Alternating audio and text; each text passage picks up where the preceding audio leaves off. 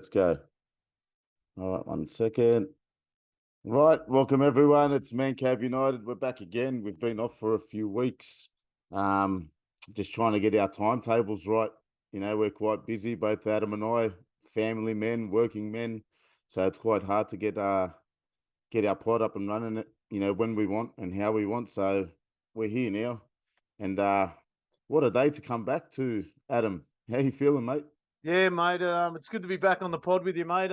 We've got a few people already on TikTok asking us questions and already asking us what do we think of the game today. So we're going to crack on and get into all that. So here we go. Watching United this morning. It was. Well, I can't say it was the same old because I thought we dictated the game pretty well. At times. And I'd say in patches. In patches, yeah, at times, yeah. So, De Gea again kept us in the game into that second half and even into the first half. I thought our midfield again was a little poor. I thought Andres Pereira, he really took the game to us, which made me really nervous. And I thought Malaysia on the right-hand side, I thought as much as I thought he had a pretty good game, he didn't have the greatest game. So he's playing on the right-hand side, usually playing on the left, but yeah. Anyway, we're going to get into it, and yeah. No, that's right. The first half. So we saw our lineup. Tyrell Malacia coming in at right back. Obviously, Diogo Dalot, I think through suspension, missed out on this one. And it goes to show, obviously, Ten Hag's got no. He's got no time for Wan-Bissaka. That's it. I reckon he's clearly gone. He's out the door. So Tyrell Malacia has come in at right back, and then you got Luke Shaw, obviously, filling in that left hand position where he has been going well the last few weeks. Anyway, I did think the midfield was like you said, we dominated the game in patches, but I think we were poor in that midfield. We did create a fair few chances in that first half, and I think it was 4 chances created, 3 on target, but only 1 went in. So, goes to show that we do need that killer up front, and having Martial come back from injury, he's probably still not up to scratch just yet. He's been out for a while. So yeah, we didn't quite bury our chances. I thought Fulham took the game to us. Like you said, Andres Pereira, even there's number 6, or the guy who plays in the 6, Paulina. Yeah, Paulina. Oh man, yeah, he was good, wasn't he?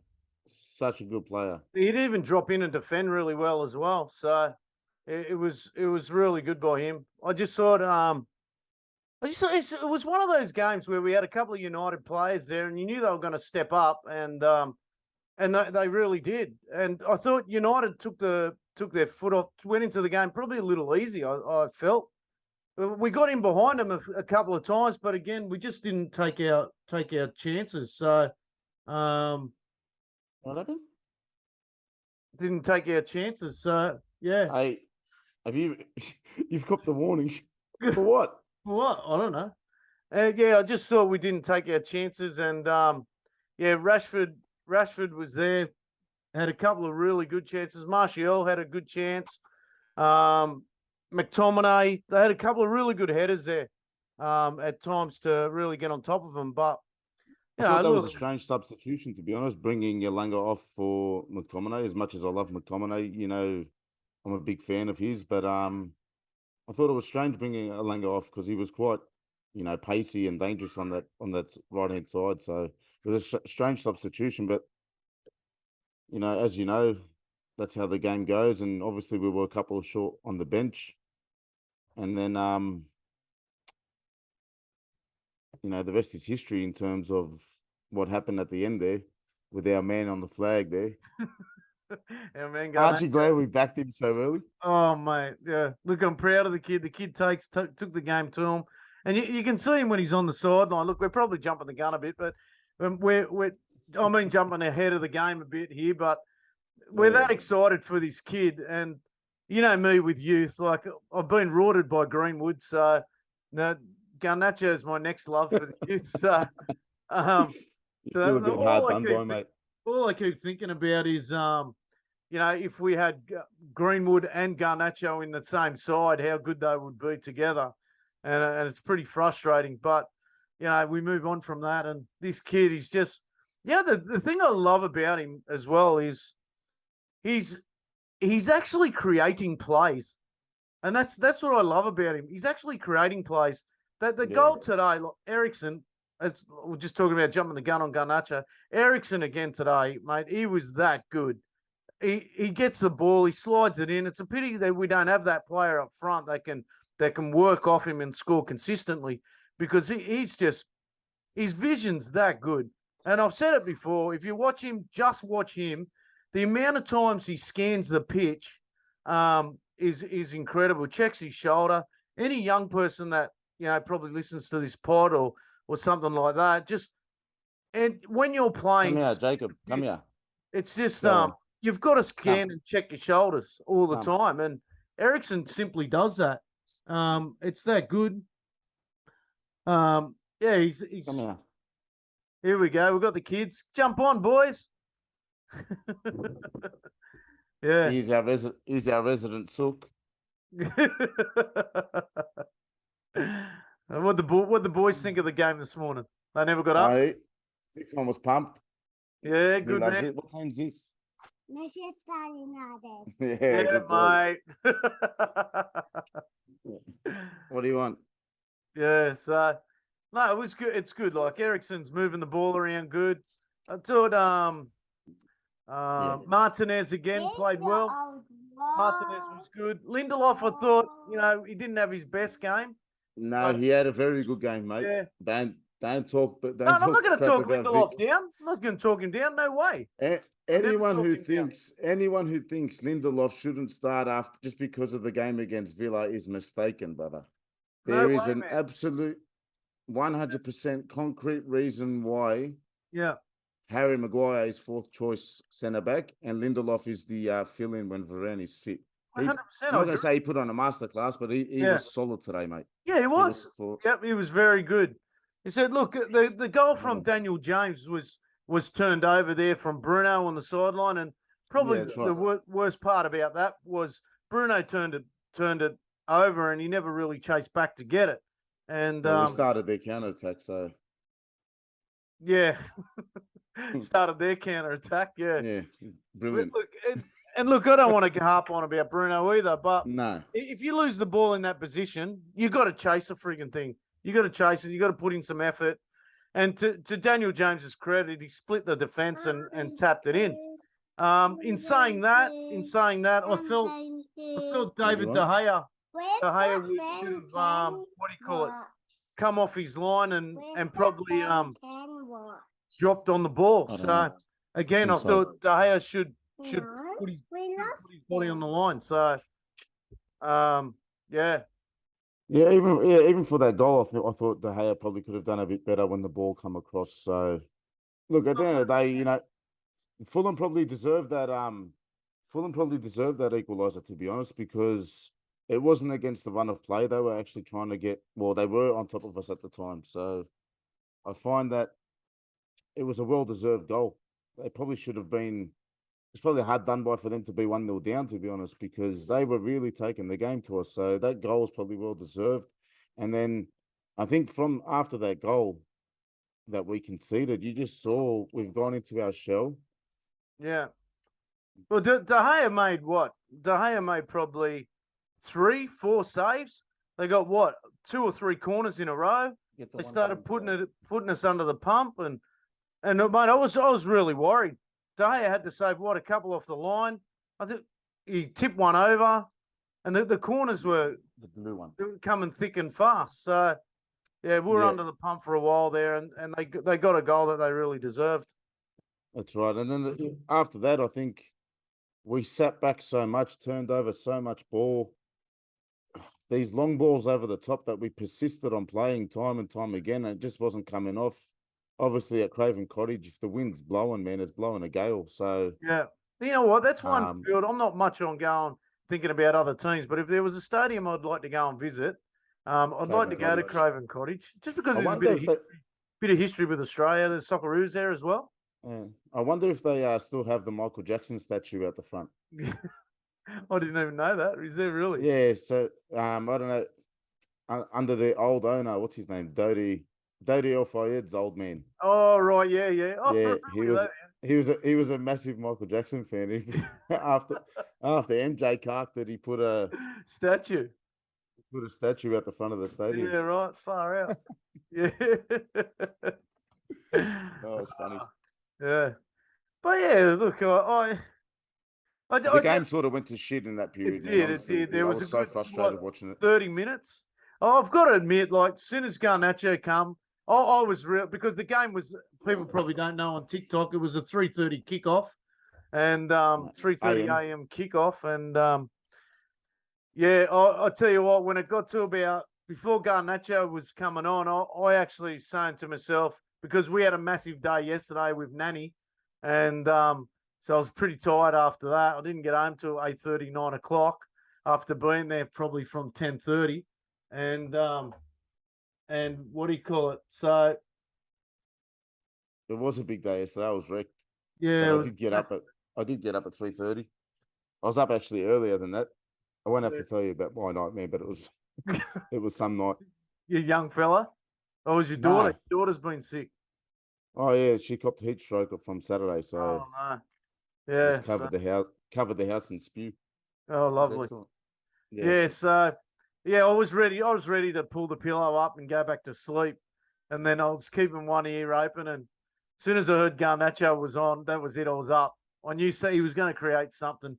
And the 1-2 play with Garnacho and Ericsson, the ball that he put in for him and the turn of speed that Garnacho has and the determination for him to get in there and finish.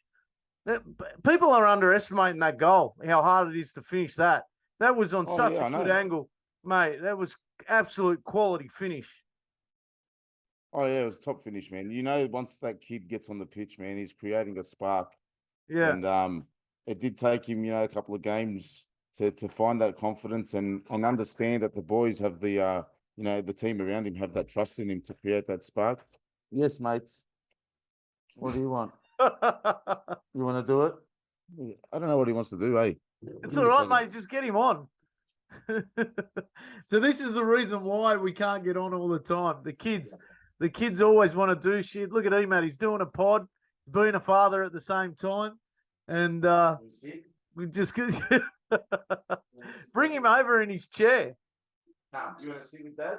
Yeah, bring his chair over.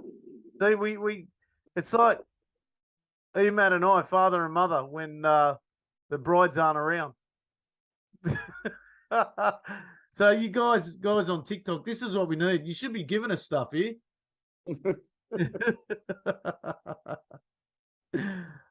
So there we go. Look at him. He's part of the pod. Yeah, you want to do some drawings? Yeah. No drawing. That's it. No. You want to get my head in? What do you want to do? He just wants to watch Dad. You want drawing? You want strawberries? What do I look like, a fruit market? Give me a second. Yeah, mate, no worries. We'll keep the pod going anyway. So Yeah, I'll talk a little bit about yesterday's event. So yesterday's event, we're out at where were we? We were out at the La Montage, pretty flash place here in Sydney, around Balmain. It was out on the water. They have a fair few weddings and stuff like that.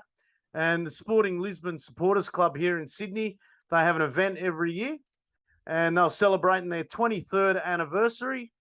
And we were lucky enough as a supporters club to go over and spend time with them. And the special guest was Lewis Nanny. So, and he was very accommodating to all Manchester United.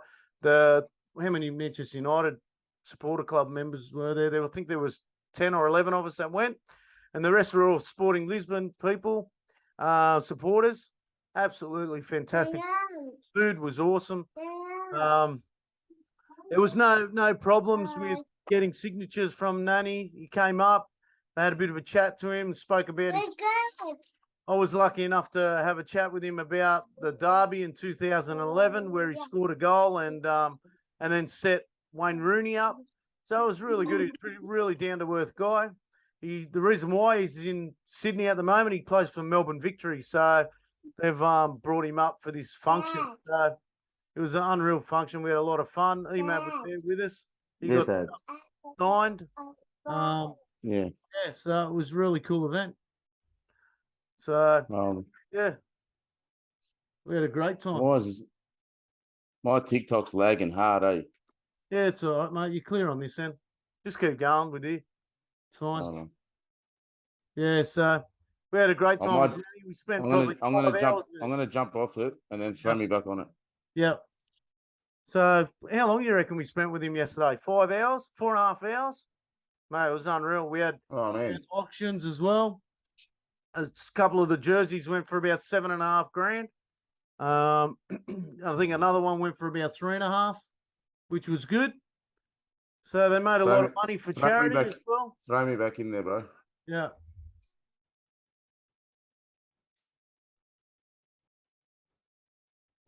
It's not up yet, mate. Hold on. Let's go. It's jumping on now. Yeah. It's still lagging, eh? It's all right, mate. Just keep chatting away. We'll be right. There you go. Go. Throw me on. Yeah. No. It's still laggy as. Yeah. But anyway. We'll sort it out. So, yeah, getting back to yesterday's game.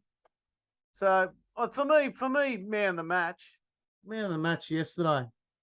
Oh, this morning for us. I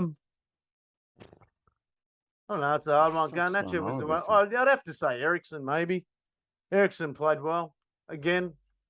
You got to talk about the Butcher. Lindelof played well. De Gea again. De Gea, like some really good saves again. Invite me back on, you banana. Mate, I can't think of 10 things. Still not there, mate. I am there. It's still laggy as. Mate, I'm pressing you. And all that comes Hold on, man. It's just, I don't know. My battery's overheating. Things are going up. My battery was overheating too. I just unplugged What's it. going on, everyone in the chat there in the TikTok? Oh, there we go. Got you. Yeah. Yeah, you can throw me on there? Yeah. Just trying to get back on. Yeah. It's so laggy. Yeah. So, trying to keep things going here, people. Trying new things all the time. If anyone wants to know anything about the cave or Emad's cave or what's in his collection and everything like that, just throw something. There we go. There we go. The big man's face. Hello, mate. Yeah. It's quite warm here in Sydney today. What's it out your way? I reckon it's about 25, 26 over here. We hit about 28, 29, I think. Yeah. Let me take you for a walk. What are you going to put in the freezer?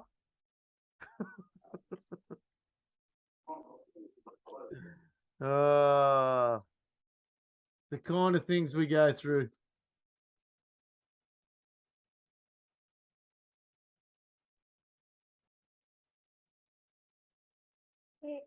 Probably still lagging. All right, we're back again. Yeah. All right. So, what do you reckon? Do you reckon Ericsson man of the match? Probably Ericsson. De Gea made some really crucial saves at crucial times. But just for turning the game, Ericsson was always putting balls into nice areas and stuff like that, and he was always trying to play forward. And for me, probably Ericsson. But then, like Garnacho comes on, he creates as well. So I don't know. It's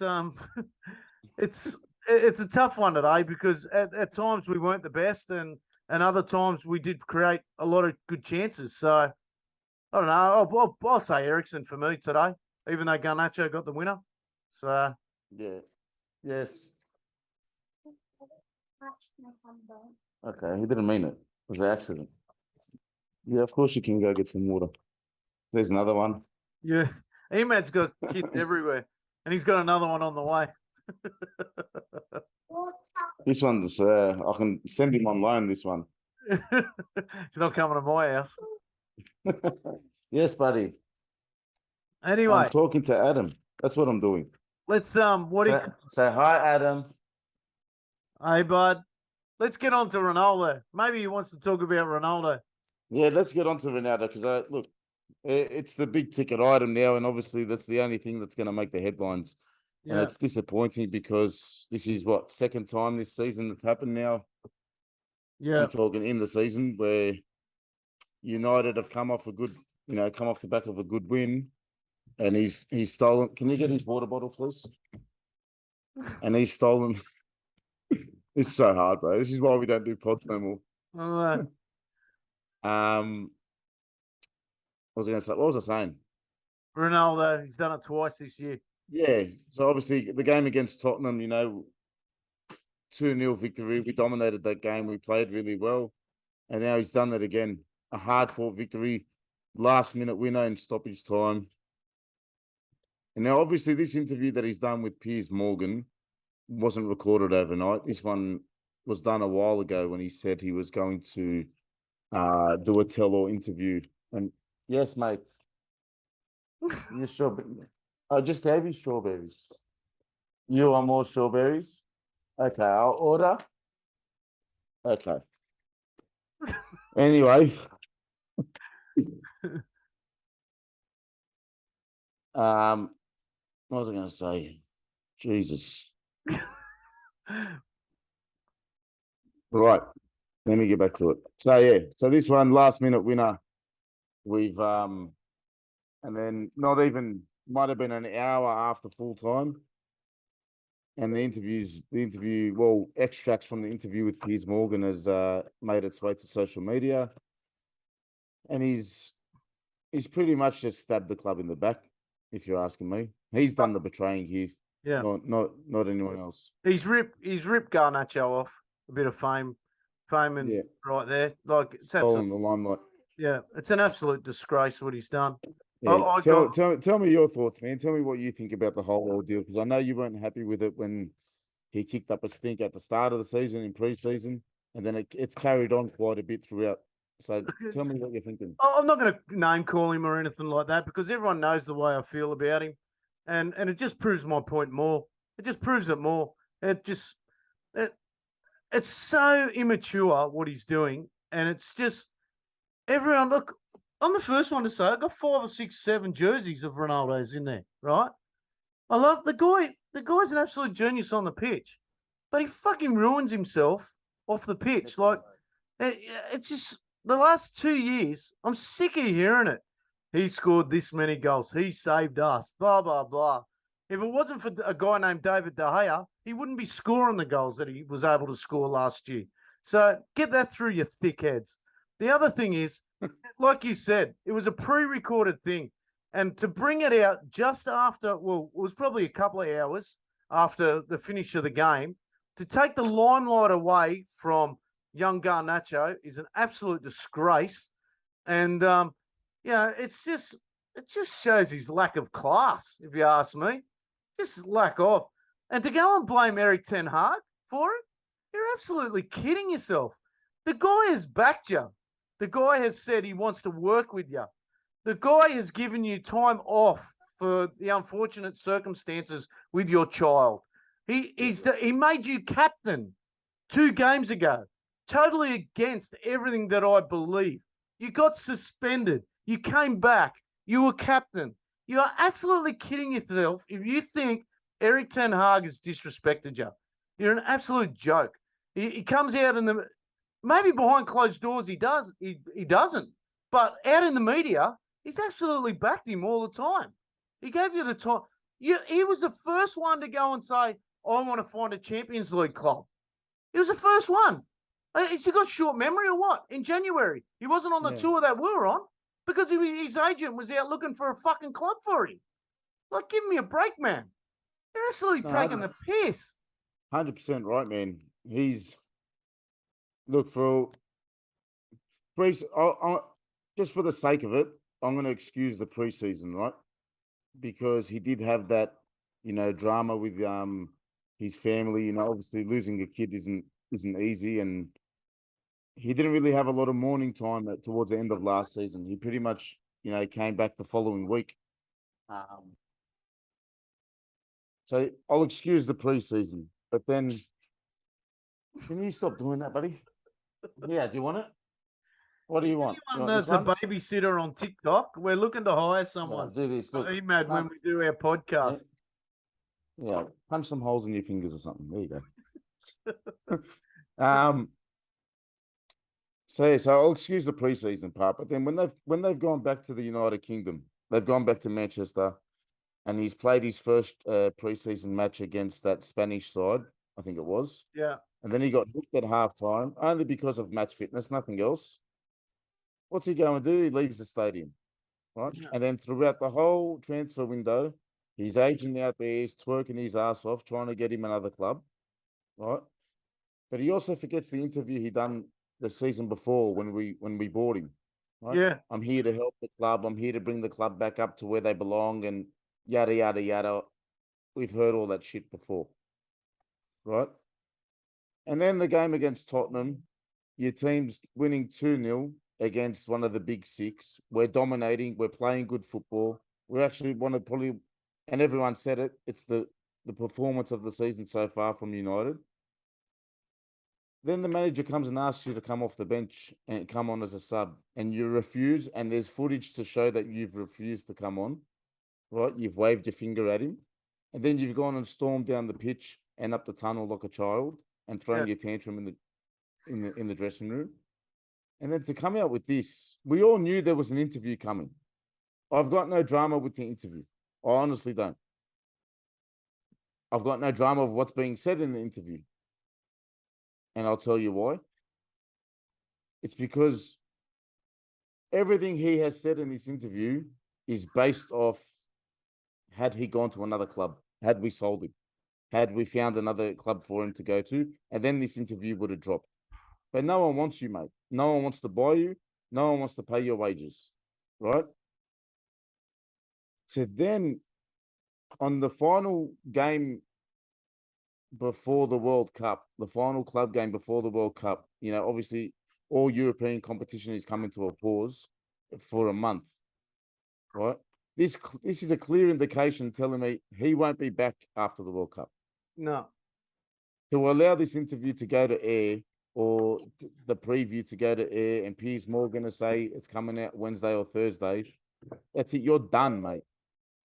Your time at United is done. For years, we've seen you as the ultimate professional. You've kept yourself in tip-top shape.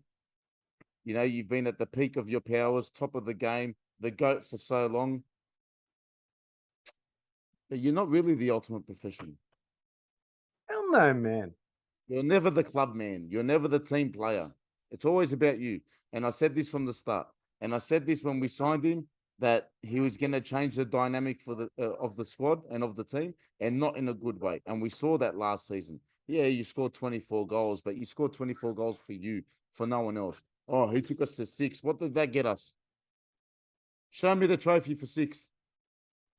Everyone that wants to bang on and get on their knees for him every time that he scores a goal, where's the trophy for 6th? We went from Champions League to Europa League. Oh, we never would have got out of the group stage. What did he do against Atletico? Bananas. He choked like he always does in the big games. Thanks, buddy. You want glasses? Okay, you don't want glasses. You want to watch? You want Daddy to watch? Yeah. Right? So to come out now, right, and try to make yourself out to be the good guy in this whole debacle, when everyone knows what you've done all season long and how you've behaved all season long. Yeah, sorry, guys. I know it's a bad line. Must be the McDonald's Wi-Fi. I'll keep echoing. I don't know what's going on here. I might have to mute this. You sound good on my end. It's fine. Lower your volume down on your phone. I have. Oh. It's on the lowest volume. Yeah, same as mine. Yeah. I've only got one person watching this anyway. Yeah. It's all right. You... As long as they're happy. That's it. We can do one of these matches. People can send us gifts, right? Anyway, I'll go on before we have to wrap this up, because I hate the fact that we're talking about this shit after another win, right? So to go and do what you've done all season long, bitched and moaned, and when it hasn't been something about you wanting to leave the club, it's about the way you carry on the pitch. It's about shaking your head when you get substituted. It's about shaking your finger at the manager when you're not starting. Apparently, and this is, I don't know how true it is, but if it is true, again, you bastard, right? He was told today or last night, whatever it was for them, that he was going to be a part of this squad, but he'd be on the bench, and he refused to travel with the side. Yeah. So if that is true, Cristiano, you bastard, right? Keep going, brother. Go to Portugal, finish your World Cup, and you're done. Let's go live match. Yeah, that's what I just said. I've got no one here. I've got only Kira's on my team at the moment. I don't know. Let's just try shit. Yeah, I don't know what's going on. Yeah. Hello, I Kira. totally agree with you, man. And I've been saying I this mean? for years. I cop that I much don't shit off care. people, but they're finally seeing the real Ronaldo. And Well, are they seeing the real Ronaldo? Because I'm seeing other people getting the blame too. All right, yes, our board's not fantastic, man. We brought him here to stop him from going to City, but the story was fantastic. We brought him here. The story was great. We were all up to 2:00 in the morning. We were pumped, man. We were so excited. The nostalgia kicked in. Our boy was back. Our boy Ronnie, our kid Ronnie. Yeah. But what's he done since? I'll tell you what he's done. He's spat in all our faces. That's what he's done. mate, What do you want? You want to get down? like I said before, man, I've never had anything against Ronaldo. Well, I have, but the main thing I've got against him is his selfishness towards teammates. And he's just opened it right up. He's just absolute mental. I cannot believe you can actually go on a show. I've never seen it before in my life and actually think that you are better than the club. You are better than your teammates. No, it's embarrassing. It's embarrassing for his teammates. The bloke, if he ever walks back into that dressing room, they should be fucking putting him in a corner and giving him an uppercut. You want Peppa Pig It's on an TV? absolute joke. No. Come sit down. Yeah. Let me just put Peppa. Oh, I can't even put Peppa on this TV. You got the flag there. Yeah. Anyway, look, this whole pod, here's a joke. You're completely right. This whole pod should have been about this kid up here on the flag. That's what it should have been about. Yeah. Right? Our new star boy, our new kid that's going to hopefully have this fantastic career and just shoot to superstardom, but hopefully on the right track. Should have been about him, not about some 37-year-old who's on the back nine, right, playing his final hole. That's it, bro. You're done, right? I hope Portugal, right, and sorry if I offend anyone, I hope Portugal get knocked out early group stage. Done. Finished. I don't want to see this bloke. Yeah. I totally agree, Matt. I've been calling for it for a long time, and yesterday we met a guy who played for United in Nani, right? Who would have given everything for the club, would have run through walls for the club. He went through everything, right? Sat in the shadows of Ronaldo, right, and bided his time, and he waited. Oh, this kid doesn't stop crying.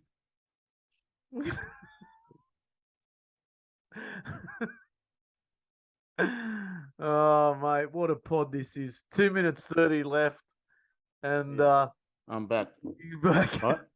The guy gave everything for the club, right? Like I said, he bided his time and had to wait until Ronaldo left so he could really take his get his shot in the limelight. Mate, scored some wonderful goals, scored some bangers, right? Won the Champions League with us, won the Premier Leagues with us. That was a guy. He left not because he wanted to leave, not because Real Madrid was the pinnacle of his career. That's not why he left. Nani was about the club. Ronaldo's about Ronaldo. He always has been. He always has been. I hate to say it, mate, but when people ask you for what I used to say, because he's the GOAT. He deserves all the respect. When people ask you, oh, who do you play for? They tell you, yourself. oh, I play for United, I play for City, I play whoever. Go and ask him who he plays for. He'll tell you, oh, I play for Ronaldo. Yeah. That's why he's got his own museum, mate. Anyway, I'm over talking about the guy. It should have a video of me going, "To you bastard," straight onto him. There will be. a disgrace. Yeah, it's unfortunate, That's- but I'm going to end it like this. We've got a kid in Alejandro Garnacho. Alejandro Garnacho, and I want to see this kid develop. I just hope he's around the right people, and he's just an excitement. And I'm going to be lucky enough to go and watch him play in January, February. So I'm pumped for it, and I'm going to take that flag behind you, and I'm going to go get a sign for you. 100% you are. Yeah, 100% you are. So I'm glad we got this pod out the way. We might have to do a little bit of editing, being that there was a bit of stop-start, and No, just let it ride, bro. Let it go. let it ride. So I hope you all enjoy it. This is what we go. This is why we haven't put out a few pods lately, because we are both under the pump, and so I'm happy to get back on with you, Matt. I always enjoy him. So till next time, I'll talk to you later. See you later. Check yous. See you, everyone.